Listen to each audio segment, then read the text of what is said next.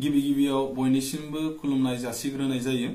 दा बे भिडिअनि गेजेरजों आङो फैबाय थानाय जेहेतु लकसभा इलेक्शन बा बे लकसभा इलेक्शननि कक्राझार कन्स्टिट्युएन्सिनि बिसारथिफोरनि सायाव आं फंनैसो बाथ्रा बुंनो थाखाय बे भिडिअनि गेजेरजों आं बुंथिनो थाखाय आवगायदों।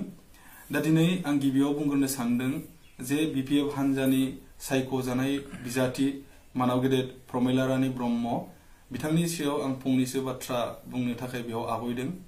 दा दिनै बिपिएफनि दैदेनगिरि मानाव गेदेर हाग्रामा महिलारिजों लोगोसे बिथांमोननि गुबुन गुबुन बिबानाव थानाय दैदेनगिरि बिथांमोनहा दिनै मेल मिटिंनि गेजेरजों गावसिनि मेल मिटिंनि गेजेरजों गोबां बाथ्रा बिथांमोनहा प्रमिला रानी ब्रह्मनि सोमोन्दै प्रचार खालामगासिनो दं।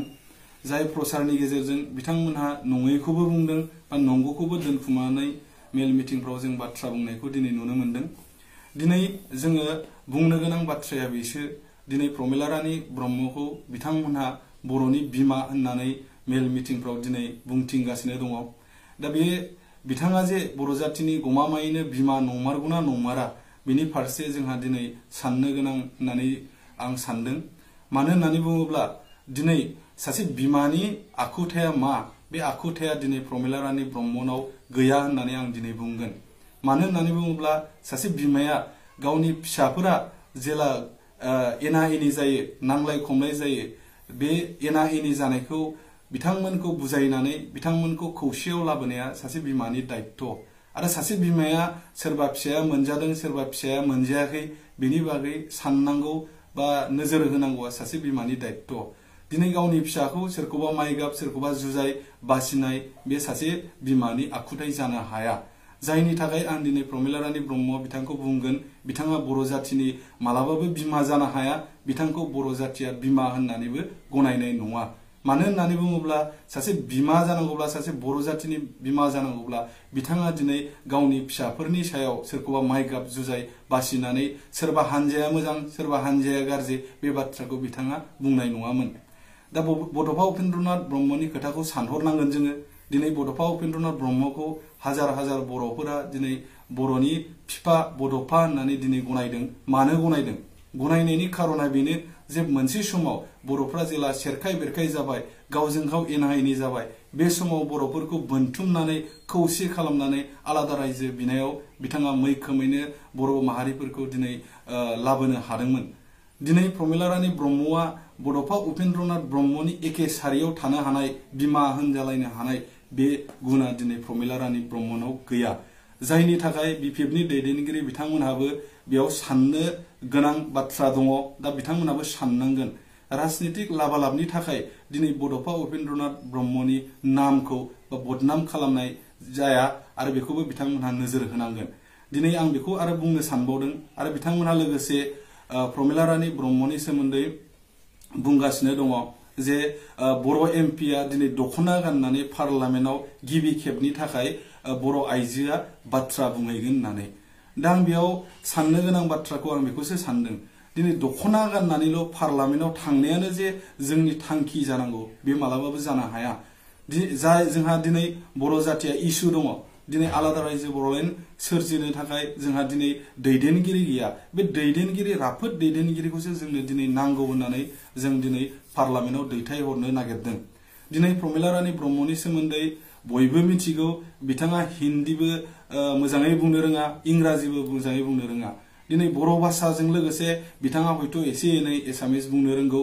जाय एसामिसनि गेजेरजों दिनै जोङो पार्लामेन्टआव खोथा बुंनानै जोंनि जिहेतु मोन्थाय, जोंनि जिहेतु अधिकार, जोंनि जिहेतु डिमान्ड बेखौ जोङो बुंहैनाया एसे लेकिं थानाय बायदिखौ जों दिनै नुनो मोनगोन। ओंखायनो जोङो प्रमिला रानी ब्रह्मखौ फैबाय थानाय जिहेतु इलेक्शन कक्राझार जिल्लानि बिपिएफनि बिजाथि हिसाबै सायख'दोंब्लाबो जों दिनै बिथांखौ बर' माहारिया गनायनानै लानो हाथावा बा गनायनानै लानो हानाय नङा बेयो रोखा। आरो बिथांमोननि दैदेनगिरि बिथांमोनहाबो जोंजों जगाजगआव थाबाय थायो जे बिथांमोनहा प्रमिला रानी ब्रह्मनि अनगायै गुबुन केन्डिडेट बिथांमोनाबो होजानो लुबैदोंमोन। जाय केन्डिडेट सासे राफोद केन्डिडेट जाथों होननानै बिथांमोनाबो सानदोंमोन। नाथाय दिनै गुबुन केन्डिडेटखौ बिथांमोनहा नागिरनानै मोनाखै बा नागिरखायाखैखौनो दिनै बुंनांगोन। जायनि थाखाय दिनै प्रमिला रानी ब्रह्मखौ प्रमिला रानी ब्रह्मनि मुङा दिनै BPF नि फारिलाइयाव फैदों। दा बेयाव जोङो साननांगोन दिनै BPF हानजाया गावसिनि दैदेनगिरि बिथांमोना गाहाय लेभेलाव बुंसोलायदों। दा बिथांमोननि माखासे दैदेनगिरिफोरनि खुगानिफ्रायबो जाय दैदेनगिरि बिथांमोना जोंजों अतप्रत सोमोन्दो दं, जाय जोंजों जगाजगआव थाबाय थायो, बिथांमोना जोंनि सिगाङाव बुंदों जे बिथांमोना देरहानो थाखाय इलेक्शनखौ गेलेयाखै। जास्ट गावसिनि सापर्टार बिथांमोना जाहाथे सेरखाय बेरखाय जाया, फैबाय थानाय जिहेतु BTC इलेक्शन, बे BTC इलेक्शनाव बिथांमोना जाहाथे सरकार दाफिननो हायो, बे उद्देश्य लानानैल' बिथांमोना गेलेदों होननानै बिथांमोननि दैदेनगिरि बिथांमोना जोंनि सिगाङाव बुंदों। आरो गोबां बिथांमोननि दैदेनगिरिफोरा बुंबावदों जे बर' जाति हिसाबै 80% बर'फ्रानो दिनै जों मुभमेन्ट दोलोजों दं होननानैबो बिथांमोना सिखार जायो आरो जोंनि सिगाङाव बिथांमोना बुङो।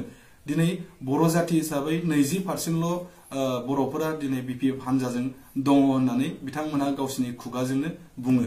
आरो दिनै आङो जोबथारनायाव बेखौल' बुंनो सानबावदों, दिनै प्रमिला रानी ब्रह्मआ गोबाव सम मिनिस्टार जाबोबाय। कंग्रेसनि दिनावबो बिथाङा मिनिस्टार जादों, BJPनि दिनावबो बिथाङा गोबाव सम मिनिस्टार जाबाय। दा बिथांमोननि आखायाव गोबां गोहो दंमोन, जाय गोहोनि गेजेरजों दिनै बर' लाइमोनफ्रा जे बेकार समस्यायाव दङ, दिनै बर' लाइमोनफ्रा लेखा फरा BA पास जानानै MA पास जानानै दिनै बेकार समस्यायाव गोलैनानै दं। बिथांमोना खामानि मावनो हानाय जग्यता व्यक्तिबो दिनै जायाखै आरो साख्रि बाख्रिफोरखौबो बिथांमोना दिनै नागिरनानै मोनाखै। दा बेनि फारसेबो बिथाङा गाव मिनिस्टार जानानै थानाय समाव बर' लाइमोनफोरनि थाखाय, बर'ल' नङा जोंनि ट्राइबेल माहारिनि थाखाय बिथाङा जेबोखौनो मावाखै होननानै दिनै आं बुंगोन। बिथाङा आथिखालाव WPTनिबो मिनिस्टार जानानै दङ, BCनिबो मिनिस्टार जानानै बिथाङा दं। दा WPTआ मा, BCआ मा, बेखौनो बिथाङा मिथिगोन ना मिथिया, आं बिथांनि सायाव सन्देह दं होननानैसो आं दिनै बुंगोन।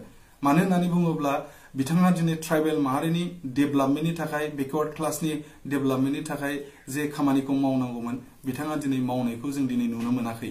आरो जाय बिथांनि सायाव जोङो आसाम गभर्नमेन्टआव थानानै जाय बिथाङा मिनिस्टार जानाय समावबो जों जेबो बिथांनिफ्राय आसा खालामनो हायाखै, बेबायदि बिथांखौ जोङो पार्लामेन्टआव दैथायहरनानै जे जों बिथांनि सायाव माबा मोनसे बर' जातिया आसा खालामनो हायो, बे मालाबाबो जानो हाया। दा बेनिखायनो आङो बयनिसिमबो खावलायनो सानदों, दिनै सोरबा BPF खालामदों खालामबाय था, सोरबा कंग्रेस खालामदों खालामबाय था, सोरबा BJP खालामदों खालामबाय था। दिनै बर' जातिया अलखदाव गोलैनाय समाव सासे MP नांथारगौ हिसाबै जायखि दल संगठनावनो थाया मानो खनसेनि थाखाय उर्खावगोरा ब्रह्म, जाय उर्खावगोरा ब्रह्मआ दिनै बर' जातिनि थाखाय एसेम्ब्लियाव बाथ्रा बुंहैगोन, जोंनि जिहेतु इसुनि बाथ्रा बुंहैगोन, बेबायदि बिजाथिखौ दोलो बासिया जासे उर्खावगोरा ब्रह्मनो जाहाथे भट होनानै बिथांखौ देरहाहरो, बिनि थाखाय बयनिसिमबो गुरै खावलायनाय थाबाय। गोजोन्थों।